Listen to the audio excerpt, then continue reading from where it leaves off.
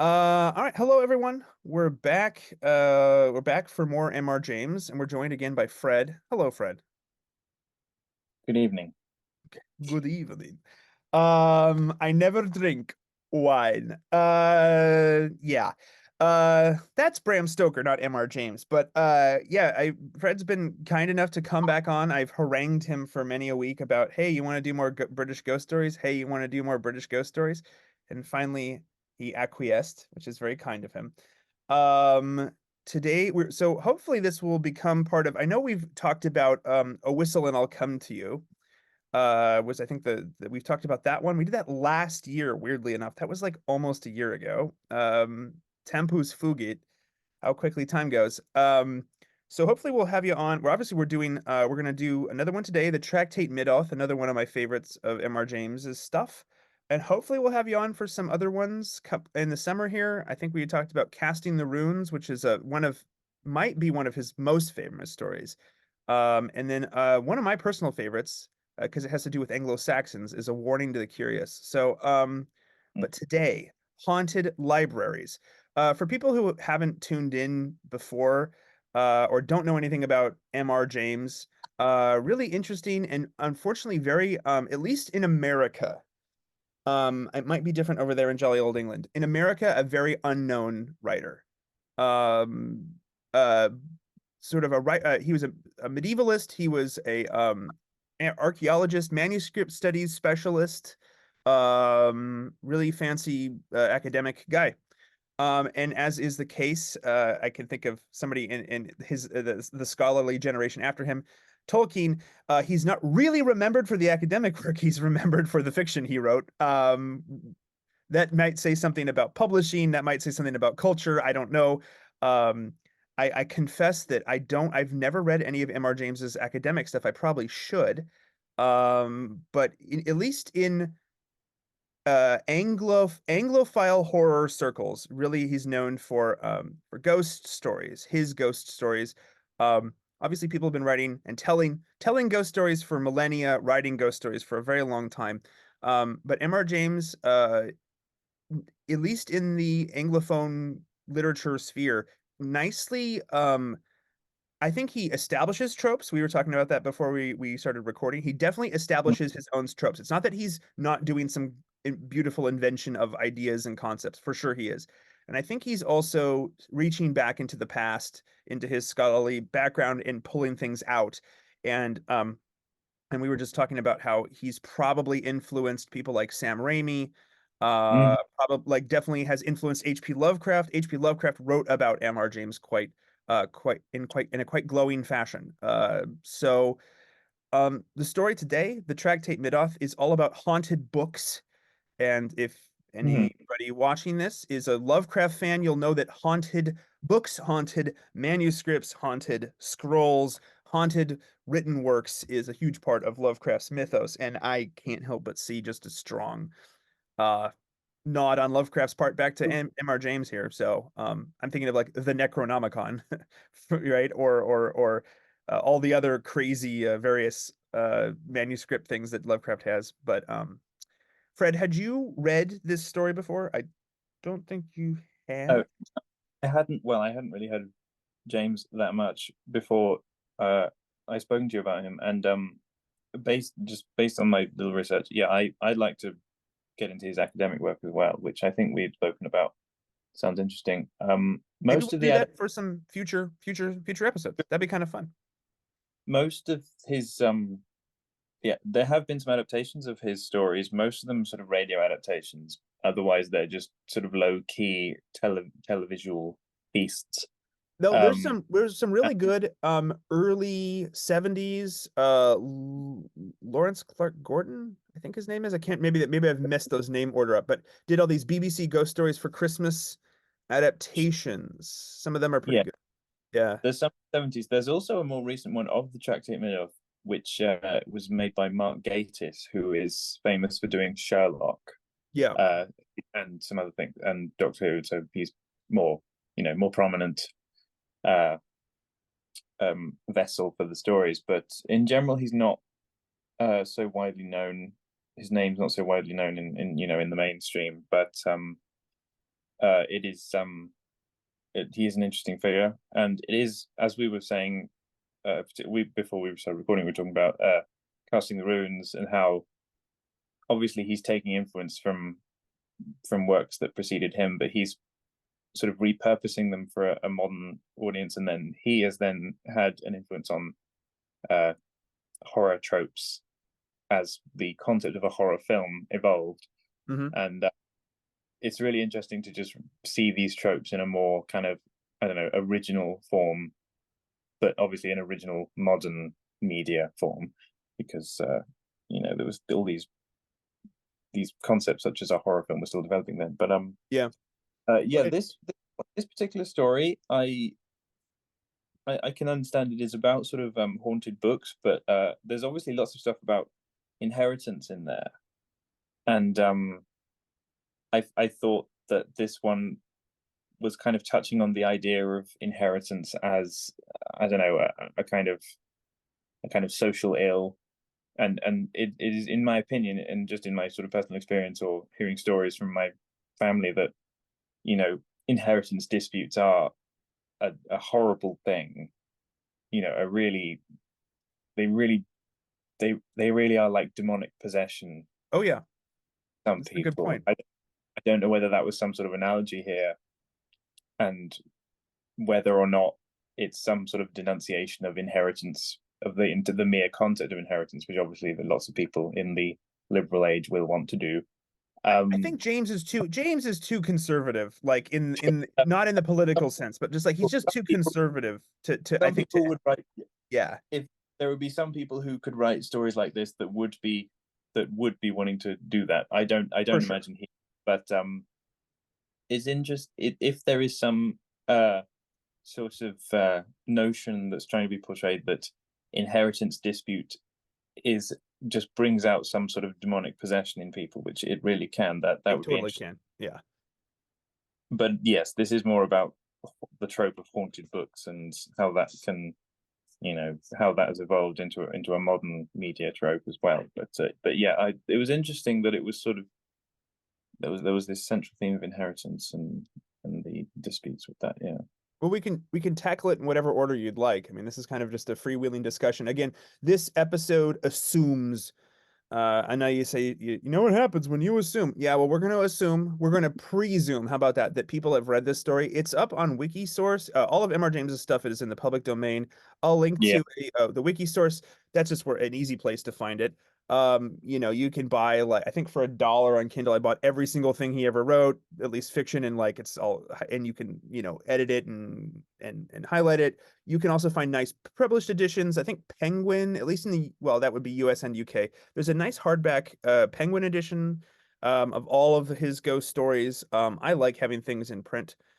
So that's a good option too. And then there's been some really good audiobook readings of his works as well, recently done for free. So I'll link to some of those as well. So again, maybe spoilers will abound. This discussion will not proceed chronologically through the story necessarily. We assume that you've read it. Please do read it. It doesn't take very long, and it's a great story. So I don't know. We could start with sort of books as a sort of supernatural qualities of books, or we could start with the whole demonic possession of inheritance disputes, or whatever. I'll leave it to my esteemed and very British guest here. Well, it starts off with, it starts off just being about someone looking for a book, and so the idea of inheritance sort of comes in later. But I'm curious what the significance of it as the idea of, well, yeah, it's about a man who's looking for this book in this library, and the people that work in the library are saying that the book has been taken out by some mysterious figure maybe some ghostly, Has spider web eyes. ethereal Yeah. figure, or some sort of maybe someone who is dead and is, causing havoc in the world of the living, uh, who is trying to prevent people from taking this book out. And the reason being is that this book contains some sort of, tucked into this book is contained some sort of will. And the book in question is a Hebrew book. Yep. will is in English, but the will has been written in such a way that it is disguised as if it's written in Hebrew or You something. can do that. Which It's clunky, but you can do that. Yeah, you can if you assign you could either do like a now James doesn't go into the details of how that's done, but I would as somebody yeah, who I don't work in Hebrew, but I do work in dead languages, so I can mm, like guess how one would do this. You could either phonetically transcribe, which is probably what I think he's yes, you would phonetically transcribe English into Hebrew letters. It would be weird, it would be clunky, but if you knew both English and Hebrew, you could probably figure out what was going on. And that, that is sort of spoiler, kind of what happens. There's a figuring of this out. Oh, this was actually just a transcription. Or you could that, do like a that, 1-to-1, one Hebrew character to one English character, although I believe the Roman alphabet has more characters than the Hebrew alphabet does, so that would be kind of weird. It was probably just a transcription, is what I think is sort of what I guessed. Um, yeah, in order to disguise and hide this other will copy that would have changed inheritance. Um, yeah, just so in just quickly, in China when they're writing Western names, they just spell them phonetically. And it's really interesting to look up your own name in Chinese because then you can see the characters and then you just realize that it's your name spelt phonetically, and yeah, it's an interesting, fun thing to do. it is. Anyway, Yeah, yeah. So I got the impression that this ghostly figure who is trying to prevent people from accessing the will is someone whose will it was or had interest in the will, and he's trying to prevent the person named in the will from receiving their inheritance. And yes, and I'm curious how that. I am struggling a bit to think how that actually relates to a more wider trope of like cursed books. well, I'm curious what other people take that as. I can't speak for other people. Mm, I have some thoughts. Um, yeah. the idea that there is a spiritual force, in this case, a ghost of a very spiteful old man, um, Mhm. associated with a physical object, that's sort of a broader horror supernatural trope, right? Don't touch the cursed object. I mean, cursed objects, that's really ancient for humans, right? Like the Mm, sacred and or cursed, right? Which could be both, right? Sometimes they're the same, right? The sacred and or cursed object that you don't touch, the object that is I mean, sacred in the literal sense of set apart, right? Like the set apart, the holy object, which could also be dangerous, right? You obviously see this in a lot of pre-modern mythologies of like the object that is dedicated to a deity or to a force, and you're not supposed to mess with that. You're not supposed to touch it. You're not supposed to see it. You're not supposed to. But that's pretty ancient. I would argue that goes back at least as far as human language and probably earlier because you can see non-human, like you can see animals not mhm, you could see animals avoid certain objects if they've learned something about that object. Like dogs is a great dogs, maybe they've learned this from humans. I like to think that wolves would do the same thing. I mean, a loud noise, something that makes a loud noise, right? That's scary, or it produces a lot of heat, right? Animals who are not stupid, and most animals are pretty smart, will recognize, oh, that thing is like a stay away from that. So much so that you can show an animal something sometimes, and they'll actually have a reaction to it. I mean, Pavlov did this, right, quite horrifically with dogs. Pavlov is a monster, by the way. The proto Fauci fucking around with dogs. You shouldn't do that. No, for real. Topic for another day, maybe. So animal, like this is what I'm trying to say is like this is innate to higher order species, whether it's human or like higher level mammals, is like and even superorganisms like bees can recognize objects as dangerous and certain things as dangerous. So it's pretty ancient. I'm thinking now of the social media post where it's a beehive that's been created next to like a religious icon, but they've not built the hive over the picture Yeah, of Mary, I've which seen is, that. I mean, I don't know if that's just a strange coincidence, but yeah. I don't know. I'm a Theotokos respecter. I like to think there's something going on there. And it was Uh, like a meme where the bees all had like the Gigatron face. yeah. It's fun. Um, Sorry, carry on. no, you're I, good. So like I, the object connected yeah, with supernatural force is really ancient. Here we have not just an object; it's an object containing written words. That can I is, that's But anytime you get writing, you're going to get supernatural qualities associated with writing, right? Whether it's the mhm. words themselves or actually the physical thing they're written on. This, that has oomph, it has power. So again, I'm I just, think. I just Sorry, go say ahead. I'm just thinking of another picture I saw on social media. It was like a couple.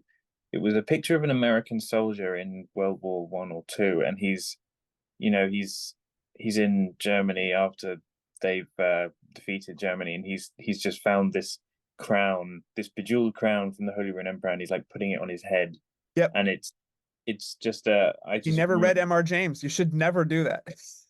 well, it just reminds me of it. Well, it's just a reminder of how the revolutionary liberal instinct is something that tries to completely damn this idea that there's any sort of sacred objects or objects to be treated with reverence. And maybe, and I think, well, is it the case that it's impossible to completely remove that instinct from people, and that they're not completely damning the idea of treating objects with reverence, but they are just changing their reverence from one to another? I mean, there might be some other sacred objects that Well, revolutionarism comes around to. But yeah, I'm just reminded of that picture of the American soldier who's liberated Germany, has put this crown on yeah. his head. I'm just To reminded. to reference our previous episode we did together, I mean, I'm not saying this. This is in air quotes. Abortion is sacred. Sure. I mean, No, there's yeah. always humans are worshipers. We will worship something. We are reverent beings. We will revere something or some things. So I would agree it's only a matter of what. I think that you make an interesting point about the liberal inclination to, well, this ties into what all this channel is really about, is to disenchant everything, where Mm, the ideals become sacred but not the objects, and there's nothing ever embodied inside something that you could just grab the crown and put it on your head, Napoleon style. One of the world's think most notorious having liberals. Uh, having you know, these love stories, I don't get the impression that his characters are the sort of characters to easily, like, that they don't struggle to believe in the more otherworldly things that are happening, like especially in casting the runes. I think these people are these character main characters in it are quite easily sort of going along with the supernatural uh events in the book. It's not the question that they're having this big debate where they think, oh, yeah, is supernatural thing real or not. we might have. Oh gosh, it's been so long. I probably should have re-listened to it, but I try not to listen to my own work. I find that really boring. Sure. In our previous discussion of A Whistle and I'll Come to You, um, Yeah. I feel like we said something, and if not, we'll repeat it now, that I really do think that M.R. James is a transitionary figure in terms of he's writing for a modern audience, but is at this turning point into, like, right in going into the 20th century. Um, but he himself is somebody who studies the past, and it was Yeah. the past even for them 100 years ago. It was still significantly far in the past. And so Yeah. he kind of, I think, again, him and then people coming after him like Lewis and Tolkien, and many others, are this sort of interesting kind of, they're translating the past into the for the moderns, something like that, and then maybe for the postmoderns as well. And so there's, yeah, his characters, James's characters, tend to be um pretty open, I guess, to the other world, capital O, capital W, and maybe more like the Celtic sense of like that other place that's behind our world. While at the same time being very respected, usually respected and well, like, and learned individuals, or at least not like complete crazies. They might become crazy as a result of contact with the other world, as which, by the way, cautionary tales for everyone, right? Like, I do think that's also a through line through a lot of James's stories. Is the other world is real. If you are a smart, intelligent person, you will recognize that it's real, but you should also be very careful. Because, like, in Tractate Middoth, the there there's a stumbling into the supernatural. There's a stumbling into this manuscript with this will written in Hebrew letters but in English, and there's a spirit associated with it that's kind of guarding it. Um, Hmm. that was not like, it's not like Ghost Hunters, right? It's not like uh Ghost Adventures with Zach Bagans. Yeah, show yourself. It's not like people are going around trying to make ghosts happen. It's usually like, oh, I'm just gonna go find old things. And as an antiquarian and manuscript scholar, this is, I think also James is writing what he knows, right? He's writing what maybe he knew ghosts too. He's writing old shit, old stuff, old things, old items. And so his protagonists usually are not trying to start something. They're not trying to be like warlocks or something like that. They're just looking at old things, but they're doing it in a way that there's usually a mistake or an Mhm. oversight or maybe an outright, They're, they're you know, acting yeah, they're acting upon the conventions of their time, but then that is what leads them into some trouble. yeah, Hmm. um, yeah, Yeah, yeah. I'm Go ahead. I am just struggling a bit with this story in terms of like how this this might be a lesson of not interfering with more revered objects or books, but then in the end, whether it means to be interfered that the will is discovered and acted upon, whether but yeah, I'm struggling a bit with the significance of it all. Yeah, I I get. Yeah, I think because he's a good author, obviously I'm very biased. I'm a huge James fan. I've only discovered him in the past maybe year and a half, but I'm totally falling in like every James story I read, I just love him as an author more.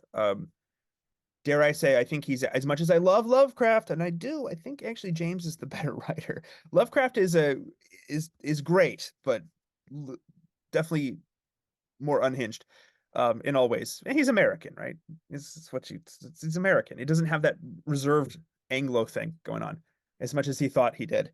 Um, but yeah, the I think James, I think it's good to do what we're doing, where we're trying to, is there a point, and what are the points of the Sure. story? I also think James kind of presents you with a tale of otherworldly terror, or at least deep, disconcerting feeling, as a good ghost story should, right? And kind of just leaves it like, here's the story. What do you think? And you're like, I don't know what I think, but I feel weird, and I like to. And if you enjoy horror, I like to be scared, or I like to be unsettled. Um, I think a lot of we talked about this, I think, last time too. A lot of what James writes about is unresolved history, whether it's personal history in a family, in this case, an inheritance dispute, Mm, yeah. or whether it's like the weight of England upon this upon this one object, or whether it's like this landscape is weird. There's stuff buried here from the eons past, and be careful what you open, be careful what you uncover. I think that's a lot of what James is writing about in terms of a thematic focus. And I do think that is maybe not objectively politically right wing, but there's something Yeah. reactionary about that. I think that like history has import, it has value, and we should be treating it more carefully, maybe than just being like, let's just dig it open and see what it does. Let's just open this book and see what it does. Let's just pull it out and put the crown on our head. Whoa, I, nothing could go wrong. I'm pretty sure that, you know, what we might call leftism or progressivism or something is more fundamentally, it's more about changing one enchantment with another Yeah, as opposed to completely disenchanting, because, well, you just see the way that some of these people act, and they are acting as if they are enchanted or they are treating. possessed. So it's, yeah, but it is It's possession. Yeah. they certainly are disenchanting, certain old ways. There's this thing about, like, I think Madame Mao said something about how one day, you'll only see Bibles in museum exhibitions or something, like, you know so I find I and given the evidence I've read about the religious or the quasi religious origins of these progressive movements, I find it very hard to think that this is pure disenchantment, but more swapping one enchantment for Yeah. another. I would argue And that I would say that you know disenchantment is always fake. Um, mm, I think well, it's it's a never, term, it's a helpful term, it but there, creates enough yeah, vacuum. there is no true disenchantment, right? Yeah. There's always there's always a re-enchantment happening. So I think for me at least, I would say the question is always what direction are you re-enchanting in, right? Are you re-enchanting towards the good or away from the good, right? I think because it's gonna keep happening. You create a vacuum and a vacuum sucks things in. And so you're just creating openings basically for whatever's out there. Whatever that is, floating around. Um, and I think, well, one of the things, at least for me, that I love the most about James is that like you said, he just it's just assumed that the supernatural is real. There's never like the maybe the protagonists or the characters who are encountering the supernatural never really thought about it before, but they're also not doing this like new atheist kind of well, what is your Sky Daddy? Like, wearing a fedora or That has started, it started to come about a bit with Bertrand Russell, but it hadn't reached that particular level of of arrogance until like after the 20th century, which is just such a strange time for it to even exist. But yeah, yeah.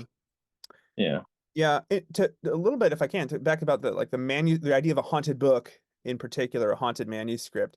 Once you get writing on the scene, like in human history, it's writing was as much as the new atheists would like to claim that that people who are writing or early literate societies always had these like this supposed group of people who are always sort of like new atheists going back to the beginning of time. That's never been a thing. There have been people who've hated the gods or who have questioned their existence for sure, but the vast majority of people who are working with mental technologies, spiritual technologies like writing, there's always, I mean, it's always been tied with supernatural, woo, otherworld, beyond power. I mean, you can look at like the use of writing and divination, the use of writing in religious texts. Obviously, that's a lot of the older texts that have been preserved. It's a lot of times it's religious texts because it's the ones that were important, the ones that people cared about. So like books have always been books are supernatural, I would argue. In like all senses, they contain ideas. Ideas are spiritual things, and you can transmit the ability to transmit ideas from the past to the future is literally magic. Um, right? We can read James. James is dead. and Um, now today we have these, you know, insane abilities to use laser technology to read, very, very old scrolls without, without unrolling them because of course they're too delicate. yeah, you don't want to unroll them. Yeah. I find that insane. I think it's If that insane and also cool, but if that also dangerous. We need to dangerous what yeah, we don't, and as the trope says, don't read it aloud. Be careful yeah, what you read aloud. I just find that insane. If that's true, if it's just like a media thing, I just find that No, that's insane. real. I think that's a real thing that the manuscript studies people do. I have mad respect for manuscript studies people. But I am armchair. I am not. I don't. there's some new Yeah. development, which I just find that insane. Yeah, I mean, Yeah. what are they? Um. What are we going to open a can of? What are we going to open a Pandora's box? Well, it's also not uncommon. Well, not uncommon is maybe every once in a while. I think that's probably a more accurate frequency. Every once in a while, you will find books inside other books. Mm, Particularly, you'll find manuscripts inside other manuscripts. That's not uncommon for this to happen. Sometimes you'll find extra like verses. Usually with this tends to happen with at least in my neck of the woods, like epic poetry. Sometimes you will, or religious texts from the Middle Ages. Sometimes you will find like a different manuscript inside another manuscript of a totally different text because how expensive vellum was parchment, and so people were reusing parchment. It was not uncommon to do this to bind a book with a different book that you didn't care about anymore.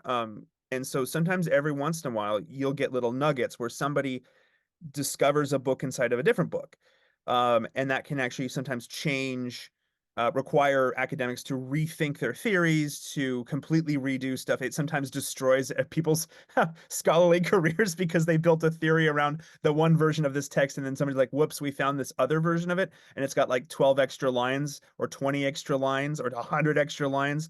And people are like, oh, we have to rethink of, it's like when you find, it's analogous to when a new dinosaur fossil is found, and all of a sudden there's a reevaluation of what the dinosaur maybe really was like, or the big sloth was really like, or whatever it was, or or when humans really started doing XYZ thing, we find a new grave site, and oh my gosh, we didn't realize that at this stage humans were actually doing this thing, but it turns out they were.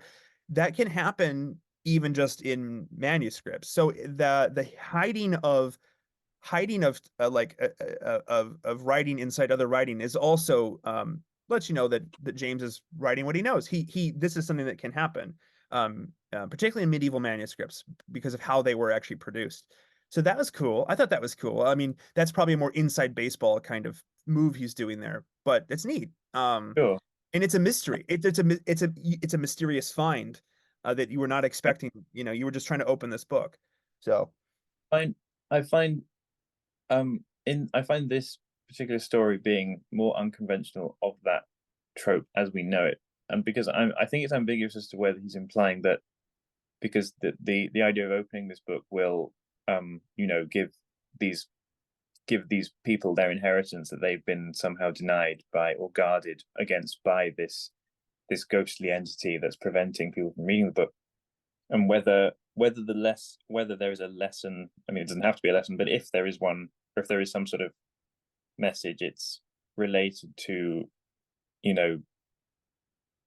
whether it is affirming that you should or shouldn't open the book because of rewards, or inheritance implies some sort of right to something as well, and whether the inheritance is supposed to be an analogy for something to do with a kind of a right, or uh, you know uh, a right to some sort of enrichment like that, or like a birthright. So yeah, I'm curious if there's a message, what is being implied here in terms of opening the mysterious book or not, and what you get out of it, and how that relates to the inheritance that's in this story. Yeah, I'm curious about that. well, I hadn't.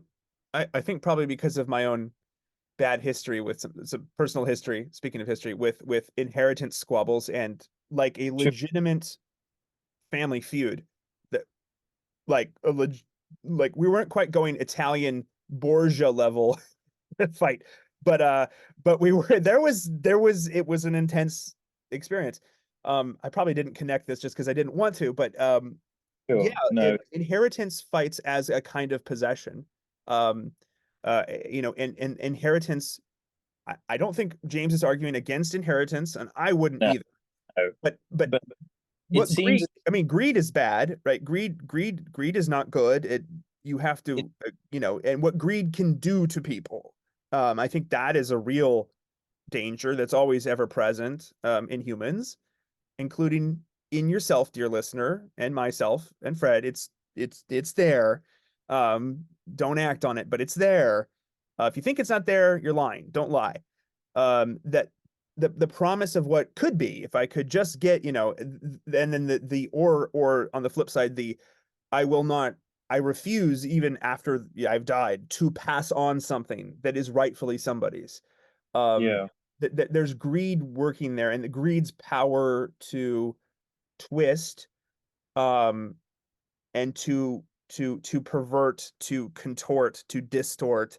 Um, I think that's a powerful theme in the story, and I mean, I would argue that that's probably why the ghostly entity is not moving on or going to its proper place, because it's so wanting to keep something for itself. It's not wanting to even pass it on. It's not wanting to pass it on to anything. It's not the question of how it's not. It's the natural successor would be its own biological offspring, and it's denying them that to something else. It's just trying to keep it completely, but it's trying to keep its riches beyond earthly life. I guess a sort of camel eye of the needle thing. Which, oh my god, everyone who fucking quotes camel eye needle, just like whenever any Christian just disagrees with a communist, is like, well, did you know that a camel can't pass through the eye of a needle to Did enter you the know kingdom of that heaven? Christ said this thing? And by the way, I don't like him, but I'm going to use him against you. And you're like, Okay, you, yeah. he's man. The only He response, yeah, the only response to these people is Shia LaBeouf as Padre Pio. Say Christ yeah, is Lord, and they won't do it. They they're won't do all it. Yeah, communists are demon possessed, so they can't say it. Yeah, and they can't say it. Yeah, they would have an aneurysm or they'd throw up or something. yeah, So yeah, but maybe they would expel whatever was in them. Um, yeah. Maybe uh, it might. Maybe they'd say that, and then they'd think, oh yeah, maybe I shouldn't be a resentful bastard who like hates people. Maybe I should just be normal and righteous. can I bring in some etymology that connects to this as well? This totally connects. Again, I know everything for me, yes, connects back to Tolkien, but it's my channel, and this actually works. So the term wraith, right, a wraith, a wrathful spirit, however you want to wraith. I believe it comes to us from Scots. I believe, yeah. Um, could at least be from Scots.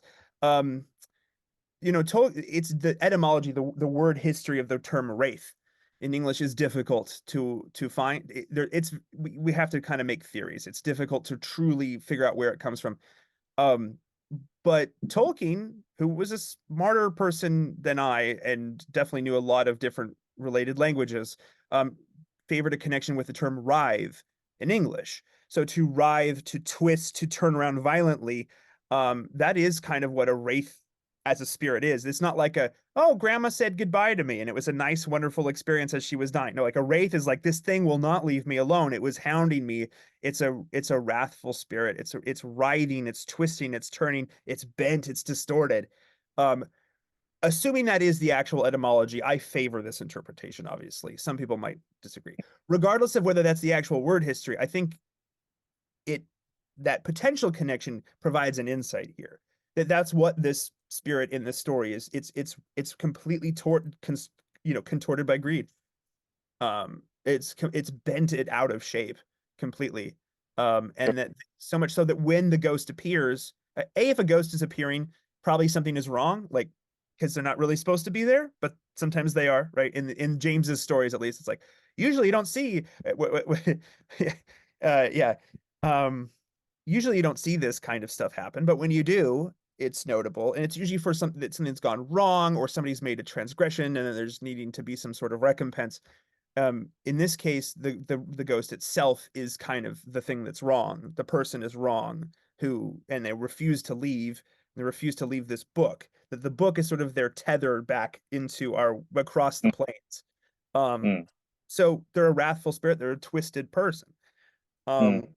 and so when like entity appears, weird cobweb eyes, Yeah. which really kind of makes no sense. And this is the thing I love about M.R. James is that his ghosts, when they appear, they rarely make any sense, truly Mm, sense, which I think is great. I think that there's a temptation in more current horror to over explain, and even when there's something overtly supernatural happening, to kind of scientifically describe it, and it like loses all of the weirdness and oomph. The fact that like, what does it mean to have cobweb eyes? It's hinted at, but it's like an impression of cobwebs, and how is that even supposed to be in your eye? It's such a disconcerting, weird thing. It also brings images of spiders crawling around in your eyes, which is a very creepy idea, at least for me. I'm Um, thinking Coraline now. yeah, something like that, but like Yeah. it's your eye, right? It's like it's a valuable part, it's a super important part of your body. You want to protect them. It's just automatic that you will do this. Your brainstem will require you to protect your eye. You close your eyes, you blink. So James is playing with these like deep childhood fears of like, oh, spiders are scary. They're in my eyes. Like, what's the bit from Rick and Morty? I'm ants in my eyes, Johnson. I got ants crawling around my eyes. It's kind of one of those sort of just bizarre and disconcertingly strange things. And James just kind of like throws that in there and doesn't explain it. There's no real like spider connection later in the story, I don't think, as I recall. It's just spiders in his eyes, and it's so ugh. that witness it don't also seem to be that phased by it. Just, Well, I oh, wonder if it's not they're not phased or that they're just am like they're I, just British. Are they just stiff am upper lip English? I listening to Yes, horror story again, of course. of course there are spiders in his eyes. I shall move on Yeah, and not talk about this ever again. And you're like, wait. yes, Um, yeah. Oh at yeah, of least course. as an American, granted an Anglo-American largely, but still an American, I'm like, yeah, I'm always like, are they just not scared or are they just English? And I can't tell. Just Yeah, be like, shit, man. get me out. It's in his fucking Go eyes, man. You got it in ahead. his eyes. Yeah, Yeah, it would be yeah. all good. Well, so much of it, as you and I like to talk about on online on Twitter, so much of American culture is really Scotch-Irish culture redone in the New World. And while maybe there was a shared language to a certain extent, there was a different cultural background. Border Scots be wildin', Border Scots be dealing with all sorts of things and a little bit more expressive, perhaps, than upper class British, Well, English aristocratic gentlemen who are uh, studying manuscripts. So. Thomas Sowell's controversial theory about where black culture, quotation marks, comes from, or like the rumbustuousness of black culture and the hood and all that, is inherited from these rumbustuous Scots Irish Mm. from centuries previously, which, is That's my kin you're talking about there. They were the only ones fool enough to tame the wilderness, right? They just like, yeah, go out into the Appalachians. Just I hope you die out there. And they're like, well, guess what? We didn't. Yeah. It's like, oh, damn. Well, to die, you not were reproduce, supposed to die. Yeah. Yeah. not to reproduce and make your dens and Yeah. You were infestate. supposed to die. They come back. They're like, the bears were supposed to kill you. They come back riding the bear. He's my friend. Yeah, that's my kin. I have great respect for the Scotch Irish. But yes, we are kind of crazy. We're crazy Also, people. also like all the stereotypical black culture, whether it's the way people talk, the way people act, and the way people are sort of rumbustious, or that, like, there was a time when that was amongst whites in equal measure, Yeah, but it's only incubated in blacks because of, well, fundamentally because of the civil rights and that's that. Sowell's argument, right? As I recall, that's Well, his. Yeah, this is I'm influenced by someone what I'm saying, but at the same time, you can look at just old video footage that exists from the 40s or something, yeah. or just very old footage of people from the South in America, and there's all these whites that are talking as if they're black, but obviously they're not black, they're Well, Southern, yeah, they're and Southern, and but it's only yeah, blacks that this way of speaking or this way of acting has been artificially incubated. yeah. Well, Right. John McWhorter, who is a black American linguist, Yeah. I like his work. He's also talked a lot about this, about how the borders at some point. Man, we're totally off topic here, but that's fine. The borders between racial groups are sort of drawn and then redrawn, and then like there's this fight over what is considered. Yeah, he wrote a whole book about several books about this. Actually, I recommend them if people are interested at all. No, In any case, are the people in these stories scared, or are they just not scared? And I don't know, but which I think is also kind of great because I like not knowing, because it maybe James isn't giving us too much information about their emotional responses to have sort of a vacuum to allow the reader to insert the reader's own reaction. How would you well, feel, dear reader, to spider eye ghost staring at you? I'm remembering now that it is sort of similar to Whistle and I'll Come, in the sense that they often try to explain away these things about, oh, I became dizzy and fainted, and well, they do actually faint and have to, they're taken ill. That does actually happen, but they often use that as an excuse to explain away any extraordinary things, and maybe that's the another kind of British reserved Could trope. be. So that's so there's these ways of trying to explain away these extraordinary things. I think that's what Um, the kids today would call a cope. Am I using a, that term correctly? a cope, yes, a cope. It's a very useful term, It actually. is. It's very useful, and I hope it I hope it gets more sort of used in officialdom when the time comes. Well, it's in a verb. It's a verb nominalization, which is one of my favorite things in English, that you can take verbs and make them nouns and no one cares. I think it's awesome. So yeah, maybe. Hopefully cope sticks around as a word. Yeah, but even when they do come around to actually confronting the the issue, they just sort of go along with it. There's not much sort of exclamation about it. It's just like, oh well, yeah, there's this Hebrew book that's being protected by a ghost that's making people ill and faint. But it's yeah, it's people are reserved, but they still go along with things quite easily. Yeah, are are it's you a are you a library fan? um well, libraries are kind of redundant in modern times, so That I don't. answer tells me so much. But continue it. Yeah. I, they're redundant from the point of view of how they used to be more. I mean, well, they were the main place that people would go to get books when they couldn't afford them. Right. I mean, well, it's like Blockbuster, there's no more Right. Blockbuster Have you ever I like don't that. know. Yeah, I That would don't be the only reason why I think libraries are redundant, because Blockbuster went out of business for the same reasons. I mean, I think, yeah, the internet has changed the way that knowledge is disseminated, for better, Yeah, for worse. It's probably both. Um, I yes, or am an just academic for better, for worse, and I still always prefer. I guess what I'm asking about, do you like libraries, or like, do you enjoy going to a physical library?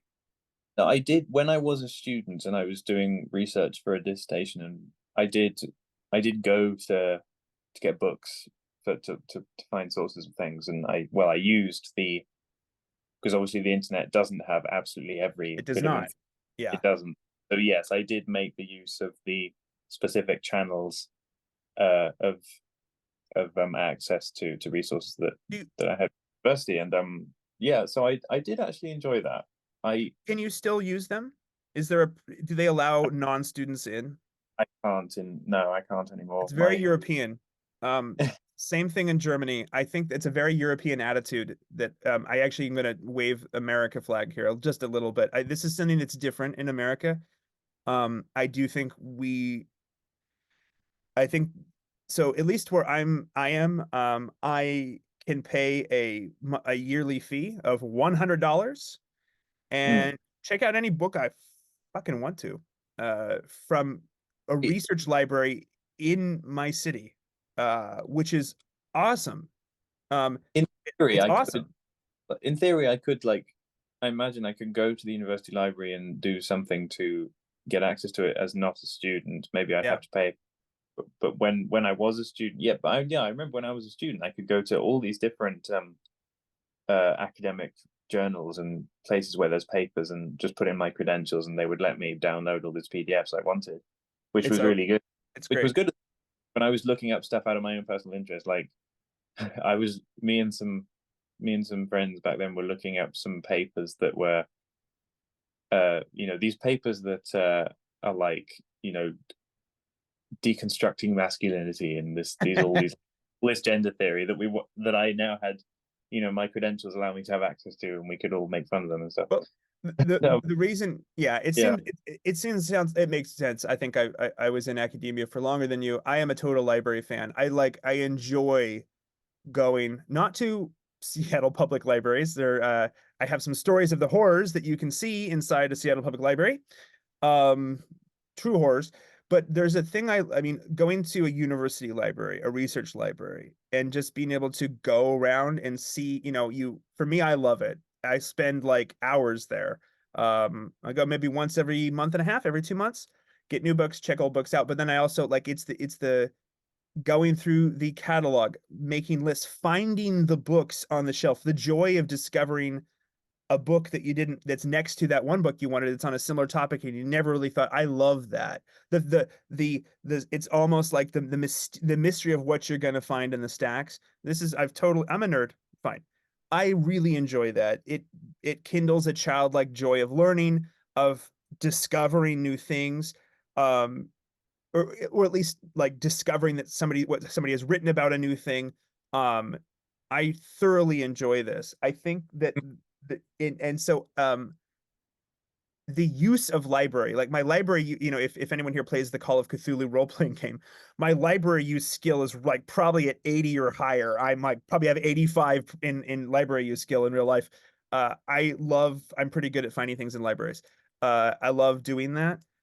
I also sometimes have found terrifying things at libraries in my searches through the stacks for something else. Or sometimes I'm like I'm typing something in the catalog system online, and I find like, what's this book they got right down the Dewey Decimal, and go find it and go, holy shit, I don't know if you should have that on the shelves of the library. This has actually happened to me once, where I found something that freaked me out in the library stacks. And I will say, to this day, when I go to the research library to do research, I don't go to that wing of the library anymore. I avoid it. Now, this was before I read this story, folks. So when I read Tractate Middoth, I'm like, I've actually kind of sort of had this experience. I was not haunted. Nothing followed me home, I hope. But I found something that's very strange, in not a good way. What sort of stuff are we talking about, or can you literally not Yo, say? no, I can say so. So to be fair, I was looking through the library system for so I did a dissertation on Scan. Basically, it's on a lot of Scandinavian folklore was part of it.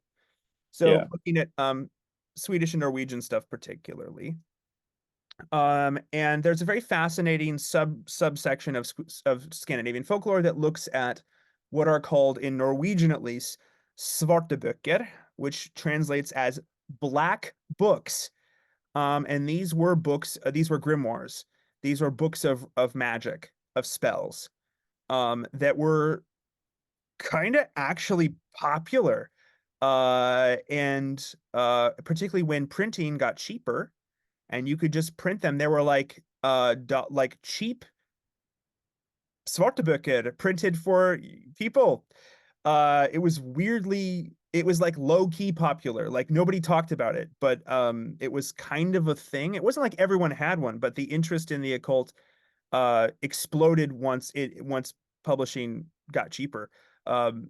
This is every time there's a new technology, there's always occult woo supernatural stuff associated with it. This is sort of ties back into the creation of writing bit that I was talking about. The creation of publishing goes hand in hand. And so anyhow, there was a reprint, a modern reprint of, I think it was the Black Books of Elverum, but I forget which one. That might not be those Black Books. There's several different Black Books. Um, and the library had one. And I opened it up and started reading through it, and I'm like, this is interesting. And I was like, I just had like a deep feeling and I'm somebody who studies this stuff. I don't practice it, but I do study it because it is interesting. Um, and I got the feeling that this particular book was a no-no. Don't check this book out. And I couldn't place it. I saw no apparition. There was nothing happened to me, but I just was like, maybe, maybe leave this one on the shelf. And it was just a deep gut feeling, and I left it on the shelf. It's probably still on that shelf. I don't think anyone checks it out, but it's just there. It's there in the universe. It's there in the universe. It's somewhere in the University of Washington library. And to this day, if I'm in that section of the library to look for something else, I'm like, oh, that place. I mean, like, I mean, it's not a huge worry for me, but it's just weird. It's just weird. It was a weird book, and it was not like it was just kind of like a scholarly reprint. I don't think. Well, maybe I don't know. I don't remember. Maybe if I did a little bit more searching into the publishing house that translated it into English and then printed it. Maybe they're connected with some, weird occultist Crowleyite stuff, Thelema, maybe. But I don't, it was more like the book. I just got a weird vibe off that book. And, and there's sometimes other books that I have found that aren't even about anything particularly creepy, weird, supernatural, strange. They're just like the book itself is weird. Um, Used bookstores is the same thing. Sometimes you just find a book and you're like, this is a strange book. I will, going back to what I will say, I do enjoy going to bookshops. Okay, and you can I but do. have you ever had this encounter of a book that you're like, this has something on it. Something's connected to this book. I'm gonna just leave it. Well, some books I have bought which I probably shouldn't have done, and because, well, that was a time when I thought that this was when I was more naive about the idea of you know, in order to argue against or like combat people of an ideological dis opposition, you have to kind of delve into what their stuff. And so I bought, God, I from an Oxfam, which I bought this. I'm literally looking at it right now. It's a book called Feminism Postmodernism, which is like an essay compilation of postmodern feminist essays. I've not actually read it in full, but I'm thinking now that that is, you know, it's not something you actually have to do. You do not have to uh like go into the lion's den or whatever the correct phrase. Hmm. You don't have to do that. I've more recently been more intrigued by the why is there so much stigma around burning books, but why do people do it? And why do people burn, media that has these associations with things? And I think there needs to be more book burning of Books are books. powerful. Book, yeah, why is it so powerful that people burn books, or whether from the book burners' perspective or the people who oppose book burning, I mean, people that criticize, yeah, I think that, so yeah, for me, that books are definitely dangerous. That doesn't mean you shouldn't read them, but books can be definitely dangerous. I mean, good ideas can be dangerous, right? Like I think the Bible has danger. It's because it's something beyond you. It lets you into a world that's much bigger than what you think the world is, and that is dangerous. Danger doesn't always have to be a bad thing, but there's something risky about that, right?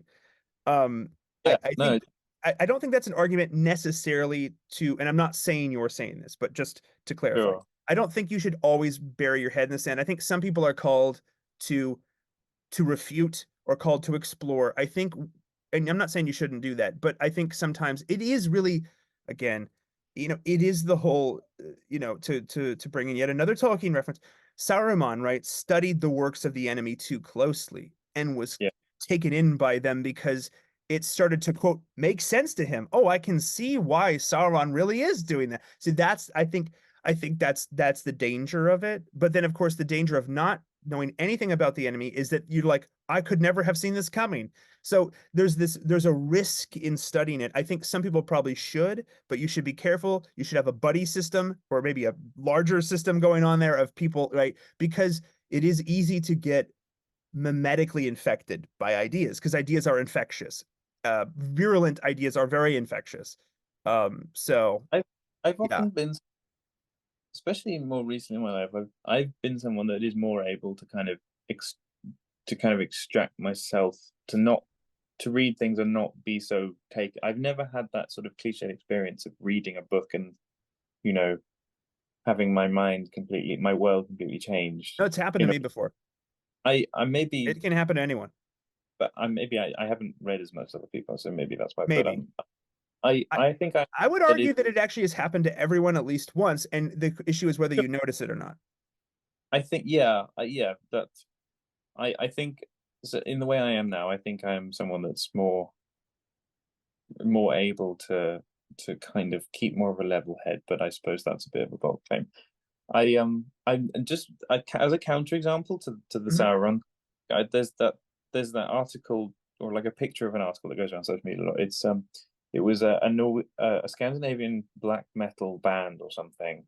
It's unfortunately a lot of Scandinavian, um, where they said they were going to study Catholicism in order to Yeah. make more offensive music, and they ended up converting to Yep. Catholicism. I think about that at least once a month.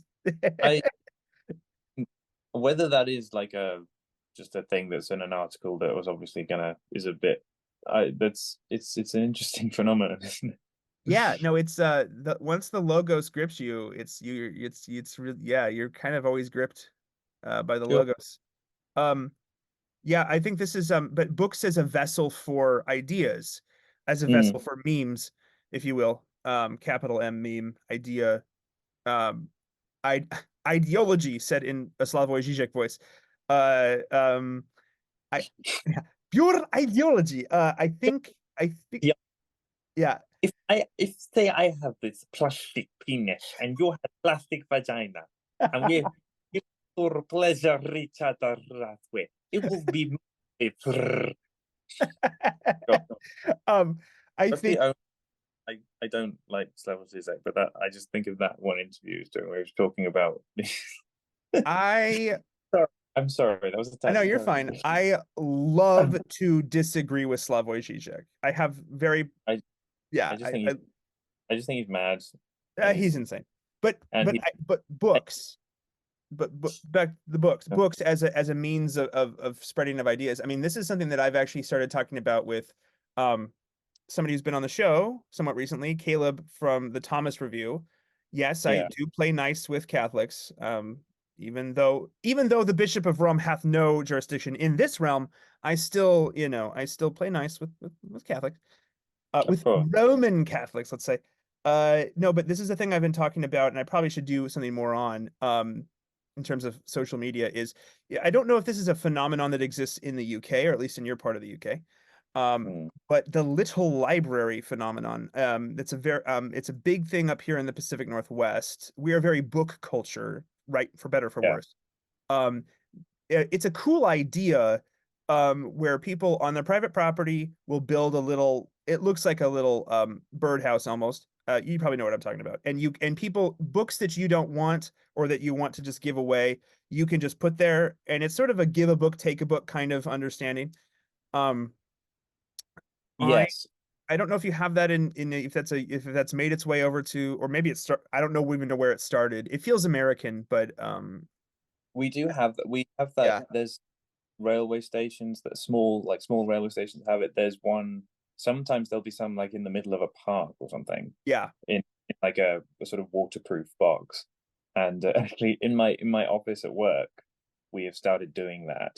Like we've just put this small bookshelf where people can bring in books. Do like a bring in just in my office. That's a very recent thing we did. And no, yeah, that is a thing. And there's also like a local that is a thing in that still exists, and it's curious how it still exists or why people still affirm it. Well, And I think, yeah, yeah, it implies a high level of social trust which doesn't exist, but anymore in yeah, either of our societies, unfortunately. Um, yeah, but I think that, yeah, our national differences aside, you and I are both very Anglo in terms of cultural values. You more so, but me pretty Anglo.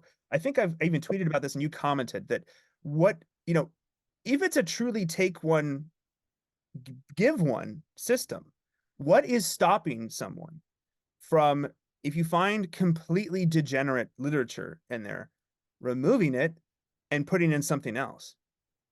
Um, and I think, one of the cheap, at least in the American context, I can't speak to the UK, but in the American context, one of the cheapest, like if you go to a used bookstore, usually there's like all the high school students who are forced to read Shakespeare, which is a shame because you should enjoy reading Shakespeare. Forcing it down doesn't usually work. Um, yeah. but so they'll like just want to get rid of their Shakespeare editions when they're done. And so they'll be sold for like $2, a dollar. I mean, you can just pick up like mounds of like paperback Shakespeare's, uh, Mm, foundational author for our language. mm. What's stopping you from removing books and just replacing those? It's perhaps that's even something that more people could do. And it doesn't have to be Shakespeare, but like make it economical. You remove books that are like, polyamory and me, and you put in like, I don't know, like here's a Henry V. Well, some stuff. I mean, as we said, there's no such thing as pure disenchantment. So every society, I mean, from our perspective, what is degenerate is polyamory and me. But like, if someone put in a book that was, I don't know, say a pro-Nazi book, that's the Yeah, go-to. Like, I think in mainstream normie liberal culture as it is, which includes these take give and take book mini libraries, yep, I think people would feel licensed to just take them and dispose of them without any replacement. right. But yeah, and I think, It, well, it's we should interesting. feel. At least in America, Mm, Shakespeare's one of those guys who is, yeah, I think he's one of our guys. He is. of Um, course. Although and everyone but will he's say one of our guys who libs can it, kind of stomach. well, I think he's one of those things which the libs we haven't quite decided.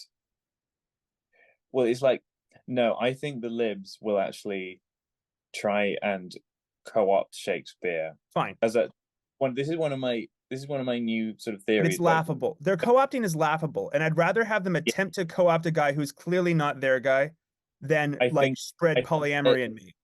So I think it they're able to do more with that book because they'll just think, oh, there are these characters that are eccentric, therefore they're queer coded, or all of there. And there is some supposedly some same sex longing in like 12th Night or something, isn't there? Or am I reading that wrong? I Uh, mean, you can read it into anything you want to if you try hard I, enough. That's what people I are think doing. I think there's some implication of a character called Sebastian in 12th Night being a same sex attracted person. I don't know. But I'm just trying to remember from when I learned it in school. But there is, and Propaganda. I'm trying to remember that propaganda they taught me. Yeah. obviously because like there's actually so much mystery around Shakespeare as a person, they can obviously muddy the waters and project a lot of things onto him. Um, but yeah, no, this goes back to a general a theory I've been having, which is I don't claim to be original, but it's something that I want to establish that the idea of libs will either be predators or parasites when it comes to like revered memes, concepts, uh, things like Christianity. Libs haven't quite decided whether definitively they want to be predators or parasites, whether they want to just outright oppose Christianity or whether they I want think there's to both. wear its skin. But they can't. I find it ridiculous why they keep pretending. Well, obviously, we know why they don't keep pretending to just not be outright hostile to Christianity because they still see Christianity as revered enough to, like, for them to co-opt it and then gain some of that reverence. So with Shakespeare, I do think they have made more of a successful case in co-opting it and saying this is queer coded, whatever stupid blah blah blah. And I think Shakespeare is just something that, well, given the fact that a lot of these, dare I say the word, woke ideas have originated in English departments, just lots of stuff that's not sort of explicitly religious or explicitly, sacred texts, um, can be co-opted easily, or I mean, you know, anything can be co-opted, but yeah, I would rather put out something that could be co-opted because everything can be, yeah, than have outright mimetic brainworm vessels, right? Just like in the sure. neighborhood. And this seems weird, and I'm never would never claim, I was talking about this with Caleb, would never claim that this like makes the world a better place, but it makes sort of the mimetic environment of my neighborhood less nasty. And Mm, that's worth it for me. of course. No, well, Like yeah, it's like those books are no longer there and there's something better. And it doesn't just have to be Shakespeare. I bring up Shakespeare just because he's monumental for our language and is good, and also it's cheap. So you can it's fine, it's like it's an easy thing to do. But you like, I don't know, Dickens, uh any of these classics, like just somebody writing something that's not totally, you know, completely Dick, Dick, ridiculously, like just something older even, Dick like, really yeah. can't by commies. It's so annoying and so fucking disingenuous. I just, especially like the Christmas But you Carol. hear my point, right? Like, yes, all these authors can and will be misused by people who hate them. Okay, fine. But nor I'm out. This is something I think this is a thematic tie-in with stuff that I've talked about on the channel before. I think with some episodes with Elliot.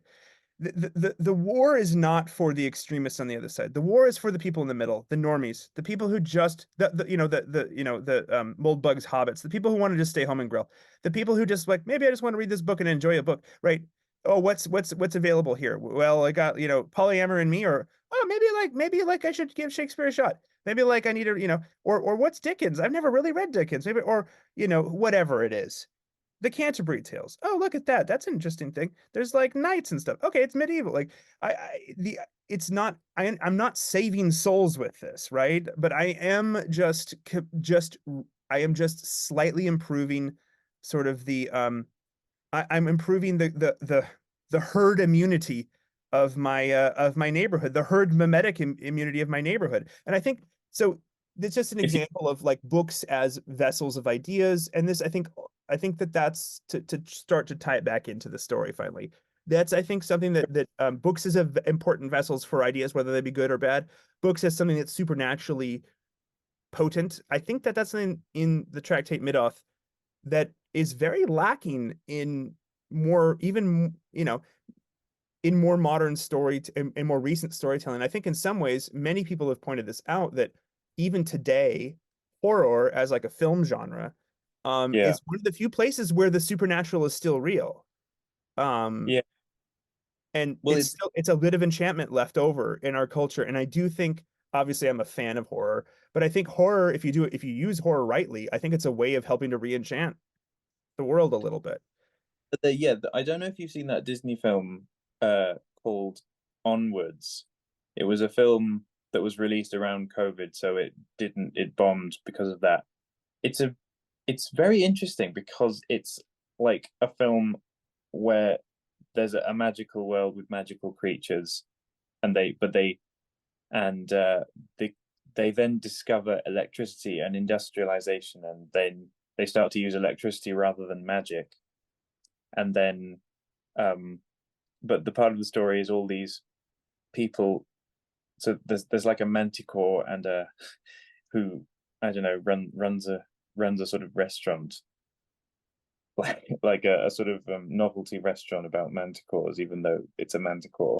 And then and then it rediscovers the fact that it's like got wings and can breathe fire, and then there are these like pixies that they don't fly anymore. They drive, or they all drive on like motorbikes or something. But then they get re-enchanted and discover how to fly again. It's really like it's really sort of right wing. You're the second person in about a month who's told me to watch this or has mentioned it. I need to watch it. I think it also has Chris Pratt. He does a voice, I think, doesn't he? It's got Pratt and Tom Holland Well, and very. I have to represent my Pacific Northwesterners, so yeah. I like.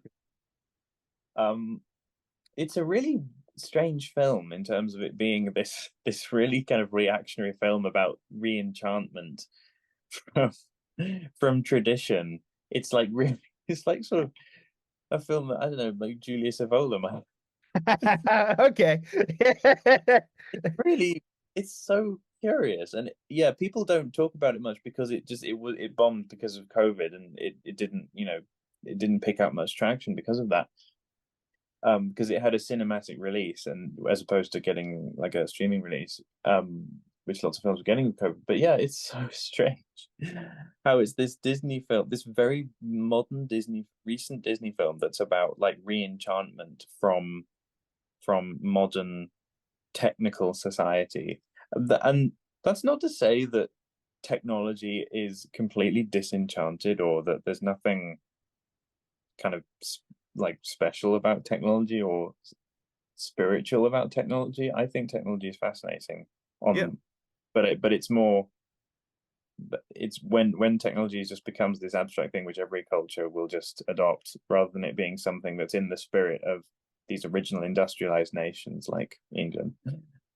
Yeah, it loses its special charm in that sense. But yeah, it's a really curious Disney film. I'll have to watch it. We should do maybe even we'll try to do an episode on it, or so I'll get somebody to discuss it with me. I think that'd be fun. It's a film about magic and how, but it's primarily about this boy who he gets this magic staff as like his birthright, and he gets a chance to like see his dad for 24 hours who's died. It's quite touching, and it's based on like it's written by a bloke who's sort of um it's about family. Oh, It's yeah. Well, very I am touching. yeah, in this season I'm maybe I should watch that. That'll probably be happy sad. In this season I'm remembering my dad who was a great guy. So, It's it may very be good. curious about, and it's about family, but Yeah. Family values. it's about reactionary re-enchantment. Oh, I mean, it sounds pretty fun. Like you intrigued my interest or piqued my interest. You It's know, like Disney family values and like Evolan revolve based, based. Okay, I'll have to check it out. Um, hilarious. And just yeah. Well, so maybe to start doing a slow wrap up because you and me can go on for hours. Uh, how'd you like lasting impressions or verdict on the story? I hope this wasn't onerous for me because I harangued you for a while. Like, have you read the story yet? Um, I really appreciate having like commitments to my friends as like commitments as opposed to, things that I have to do as opposed to stuff that I might have to do for work. I like having alternative commitments. Like I do appreciate it. I yeah, I read these stories and I just see how they could be considered influential on modern, on inventing horror as we know it. Obviously, horror as a more general concept has existed for, since general modern storytelling.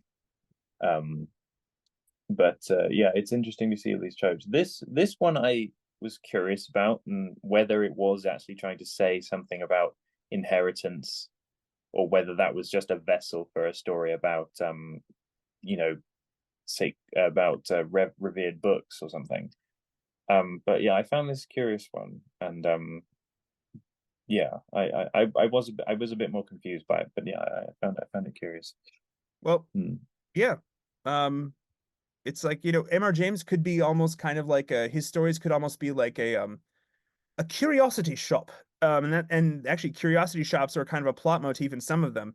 A place full of weird old objects that kind of all have strange histories associated with them, and you kind of go through his stories, and it's like you're perusing either a library or maybe a curiosity shop, right? Like, what's this thing? Don't squonk, don't honk the horn. I just honked it. Oh, you're screwed. Didn't you see the don't honk sign? No. Yeah, or don't please, you can't possibly touch that. Yeah, so there's something wonderful about, I think, on a whether he intended this or not, I don't know. On a meta level, it's he sucks you in to the world of his stories in a way that is very fun and disconcerting.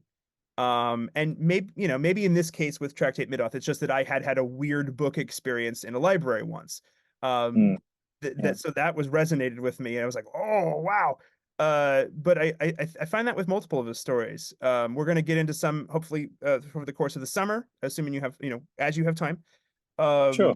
that deal with haunted landscapes. Now, you obviously live in a haunted place, but I also live in a place that's haunted in a different way.